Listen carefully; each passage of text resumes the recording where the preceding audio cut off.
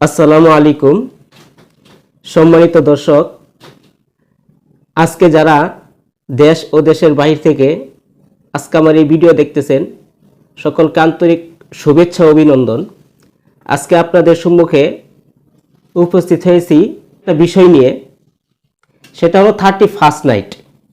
এই 31st night মুসলমান হিসেবে মুসলমানদের জন্য পালন করা কতটুকু যুক্তিযুক্ত এবং ইসলামী শরীয়ত এ বিষয়ে কি বলে, আসুন আমরা আজকে জেনে নেই। 31st নাইট বলতে আমরা বুঝি যে ইংরেজি বছরের ডিসেম্বর মাসের 31 তারিখ রাত্র, অর্থাৎ জানুয়ারি মাসের 1 তারিখের 1 তারিখের আগের রাত্র। আর এই দিনটাকে সারা বিশ্বের বিভিন্ন সম্প্রদায় বিভিন্নভাবে এটাকে অনুষ্ঠান হিসেবে পালন করে থাকে।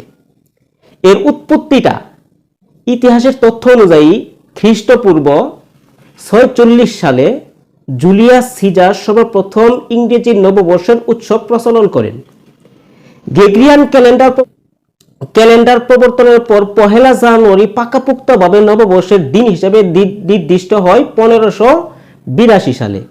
ধীরে ধীরে ইউরোপ সহ বিভিন্ন দেশে গ্রেগরিয়ান ক্যালেন্ডার, খ্রিস্টানদের ধর্মযাজক পোপ গ্রেগরিয়ার নামানুসারে যে ক্যালেন্ডার অনুযায়ী নববর্ষ পালন করা হচ্ছে। ইংরেজি নববর্ষের উদযাপন খ্রিস্টান সম্প্রদায়ের ধর্মীয় সংস্কৃতির অংশ। এটা ইসলামী সংস্কৃতি নয়। ইংরেজি সনের সাথে আমাদের ধর্মীয় কোনো সম্পর্ক নেই, জাতিগত কোনো সংশ্লিষ্টতাও নেই। আছে তবে তা জাগতিক সম্পর্ক। ইংরেজ তথা খ্রিস্টান জাতি মুসলমানদের চরম শত্রু। আমরা তাদেরকে অন্তরঙ্গ বন্ধু বানাতে পারি না। একজন মুসলমান হিসাবে তাদের সাথে সভ্যতা সংস্কৃতি আমরা কিছুতেই গ্রহণ করতে পারি না।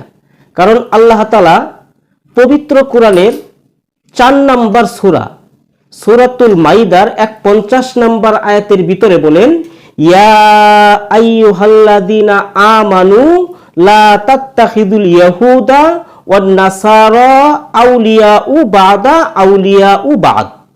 হে দুনিয়ার বিশ্বাসীরা, দুনিয়ার ইমানদারেরা, তোমরা ইহুদি এবং নাসারাদেরকে বন্ধু হিসেবে গ্রহণ করো না, কারণ তারা একে অপরের বন্ধু। ওয়ামাই ইয়াতাওয়াল্লাহুম মিনকুম, যদি কেউ তাদেরকে বন্ধু হিসেবে গ্রহণ করে, ফা ইন্নাহু মিনহুম, সে তাদেরই অন্তর্ভুক্ত হয়ে যাবে। ইন্নাল্লাহা লা ইয়াহদিল কওমাজ জালিমিন, আর আল্লাহ তাআলা জালিম সম্প্রদায়কে কখনো হেদায়েত দান করে না। আমরা সূরা মাইদার 51 নম্বর আয়াতের মাধ্যমে জানতে পারলাম যে আল্লাহ তাআলা ঘোষণা করেছেন যে ইহুদি এবং নাসারাদেরকে বন্ধু হিসেবে গ্রহণ করা যাবে না। আর যদি কোনো মুসলমান তাদেরকে বন্ধুরূপে গ্রহণ করে, তাহলে সেই মানুষটা তাদেরই অন্তর্ভুক্ত হয়ে যাবে। কত ধমকিসূচক একটা শব্দ। আসুন আমরা একটু বিশ্বনবীর হাদিসে দেখে আসি। আবু দাউদ শরীফের 4031 নম্বর হাদিস, আন ইবনে উমর রাদিয়াল্লাহু তাআলা আনহু قال قال রাসূলুল্লাহ সাল্লাল্লাহু আলাইহি ওয়াসাল্লাম, আব্দুল্লাহ ইবনে উমর থেকে বর্ণিত, তিনি বলেন, বিশ্বনবী মুহাম্মদুর রাসূলুল্লাহ সাল্লাল্লাহু আলাইহি ওয়াসাল্লাম বলেছেন, মান তাশাব্বাহা বিকাউমিন ফাহুয়া মিনহুম, যে ব্যক্তি বিজাতি সাদৃশ্য অবলম্বন করে সে তাদেরই দলভুক্ত গণ্য হবে। অর্থাৎ বিশ্বনবী এই হাদিসের মাধ্যমে, আবু দাউদ শরীফের 4031 নম্বর হাদিসের মাধ্যমে আমাদেরকে জানাইয়া দিলেন যে যদি আমরা বিজাতিদের কৃষ্টি কালচার অনুকরণ করি, তাহলে আমরা তাদেরই অন্তর্ভুক্ত হয়ে যাব। আসুন আরো একটা দলিল দেখি। তিরমিজি শরীফের 2695 নম্বর হাদিস, আন ইবনে উমর আন উমর ইবনে শুয়াইবিন আন আবিহি আন জাদ্দিহি, উমর ইবনে শুয়াইব তার বাবা থেকে, তিনি তার দাদা থেকে বর্ণনা করেন, আন্না রাসূলুল্লাহি সাল্লাল্লাহু আলাইহি ওয়াসাল্লাম কল, বিশ্বনবী মুহাম্মদ রাসূলুল্লাহ সাল্লাল্লাহু আলাইহি ওয়াসাল্লাম বলেছেন, লাইসা মিন্না, সে আমাদের অন্তর্ভুক্ত নয়, মান তাশাব্বাহা বিগাইরিনা, যে বিজাতীয়দেরকে সাথে সম্পর্ক রাখে, যে বিজাতীয়দের কৃষ্টি কালচার অনুকরণ করে। লা তাশাব্বাহু বিল ইয়াহুদি ওয়ালান নাসারা, বিশ্বনবী বলেছেন যে তোমরা ইহুদি এবং নাসারাদেরকে বন্ধুরূপে গ্রহণ করো না, তাদের সাদৃশ্যতা অবলম্বন করো না। সুতরাং এই হাদিস এবং কোরআনের আয়াতের মাধ্যমে আমরা জানতে পারলাম আল্লাহ তাআলা নিষেধ করেছেন তাদের অনুসরণ অনুকরণ, তাদের সাদৃশ্যতা গ্রহণ করা যাবে না। বিশ্বনবী হাদিসের ভিতরে বলেছেন তাদের অনুসরণ অনুকরণ সাদৃশ্যতা কোনো কিছুই অবলম্বন করা যাবে না। আর এই 31st নাইট যেহেতু খ্রিস্টানদের ধর্মের একটা উৎসব, সেই হিসাবে মুসলমানদের জন্য একেবারেই হারাম। অতএব 31st নাইট পালন করা মুসলমান হিসাবে সম্পূর্ণ হারাম, সম্পূর্ণ হারাম, সম্পূর্ণ হারাম।